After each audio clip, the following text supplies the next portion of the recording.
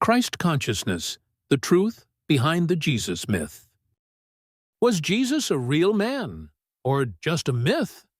And if he was a myth, why was the story created in the first place?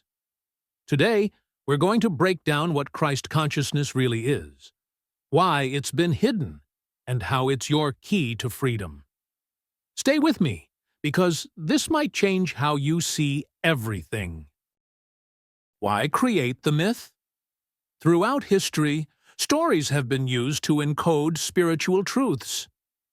The Jesus story mirrors older myths like Horus, Mithras, and Krishna, all born of virgins, performing miracles, dying and resurrecting.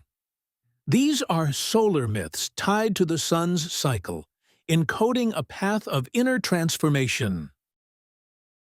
But here's the catch. Empires like Rome learned to use these stories not to liberate, but to control. When you take a spiritual myth literally, it keeps you looking outside yourself, waiting for salvation, rather than realizing that salvation is an inner process. Why Christ consciousness is hidden?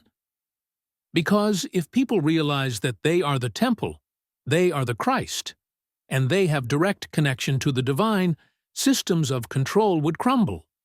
Religions, corporations, governments, they thrive when you're in fear and disconnected from your true nature. Christ consciousness is liberating. It dissolves fear, separation, and the need for external validation. Awakened people can't be controlled, and that's why this truth has been suppressed for centuries. What is Christ consciousness? It's not about worshiping a man on a cross. It's about embodying the frequency of unconditional love, unity, and divine awareness. It's about the death of the ego and the resurrection of your higher self. Christ consciousness is when you realize that the kingdom of God is within you, not in a building or in the sky. When Jesus said, "You will do even greater things than these," he wasn't lying. He was pointing to your potential to awaken, to heal, to love, and to live from your divine nature. Christ is not a man you worship. Christ is a state you embody. This resonates with you, and you're ready to break out of the matrix. Like, share, and subscribe for more videos like this. Drop a comment. What does Christ consciousness mean to you? And if you're ready to reclaim your spiritual sovereignty, stay tuned for our next video, where we'll decode how to activate Christ consciousness in your daily life.